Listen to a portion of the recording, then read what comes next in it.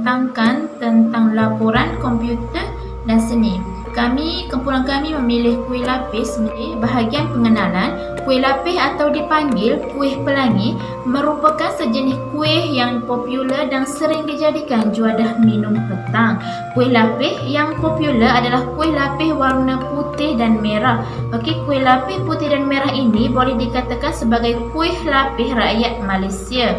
Kuih lapis ini mempunyai rasa lemak, manis serta rasanya lembut. Standard lapisan bagi kuih lapis adalah antara 5 hingga ke 6 lapis ketebalan. Ketebalan lapisan juga akan menentukan kecantikan dan kehalusan kualiti kuih. Ia lazimnya menggunakan bahan adunan tepung berkualiti yang kemudian dikukus sehingga selesai.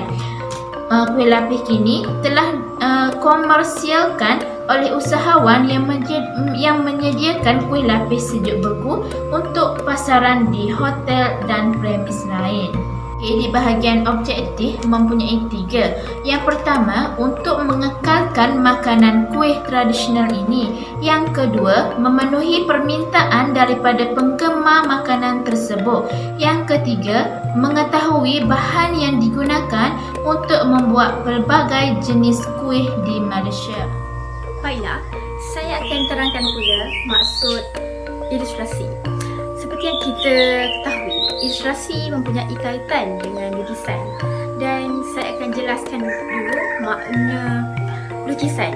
Lukisan merupakan sesuatu gambaran atau situasi yang diinspirasikan oleh pengkarya di dalam karya mereka untuk disampaikan mesej tersebut kepada para audiens. Manakala ilustrasi pula bermaksud seni yang menggambarkan idea dan kata-kata dalam bentuk gambar. Lukisan ilustrasi mempunyai fungsi tertentu, iaitu memberi maklumat objek secara terperinci. Terdapat 8 jenis ilustrasi, iaitu ilustrasi alam, ilustrasi perubatan, ilustrasi penerbitan, ilustrasi teknikal, ilustrasi perindustrian, ilustrasi fashion, dan juga ilustrasi maklumat. So hari ini saya akan bentangkan tentang perbezaan antara ilustrasi tradisional dengan ilustrasi moden. Yang membezakan dua perkara ini ialah ada 4 benda. So yang pertama makna, fungsi, seterusnya teknik dan proses perhasilan, dan seterusnya bahan dan media yang digunakan. Seterusnya saya akan bentangkan tentang tema tajuk penerangan. Tugasan ini bertemakan makanan yang terdapat di Malaysia. So kami pilih kuih lapis. Tema ini bertujuan untuk mempromosikan makanan Malaysia kepada pelancong. So kami pilih kuih lapis ni untuk promosikan kuih ini kepada pelancong. Seterusnya kami perlu menghasilkan satu lukisan digital yang kreatif dan menarik. So untuk menghasilkan lukisan digital ini, ia perlu dihasilkan dalam bentuk A3, dan lukisan ini dihasilkan dalam Adobe Photoshop. Yang seterusnya saya akan membentangkan perisian yang digunakan dalam tugasan kami pada kali ini.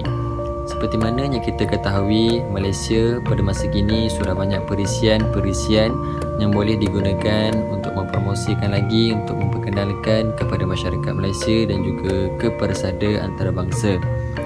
So, perisian yang kami gunakan ialah Adobe Photoshop dan juga Adobe Illustrator. Adobe Photoshop kebiasaannya digunakan oleh fotografer untuk mengedit gambar, untuk mencantikkan lagi gambar.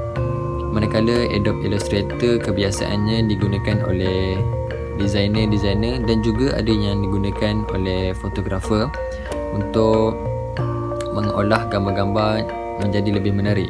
Kerana dalam Adobe Illustrator terdapat freehand drawing, tracing, recoloring dan sebagainya untuk lagi mencantikkan gambar.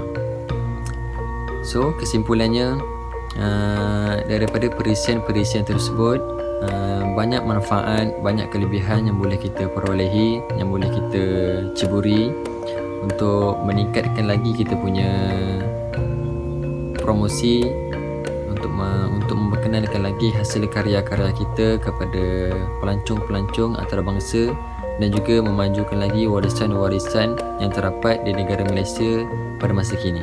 Sekian dari kami.